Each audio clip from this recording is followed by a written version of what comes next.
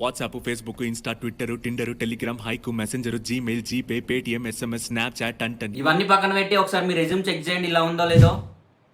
Okay లేదని అర్థమైంది. So మీరు చేయాల్సింది ఏంటంటే, నేను ఇచ్చే ఎడిటర్ ఓపెన్ చేసి అందులో ATS friendly resume template import చేసుకున్న తర్వాత ఈ 5 స్టెప్స్ ఫాలో అవ్వండి.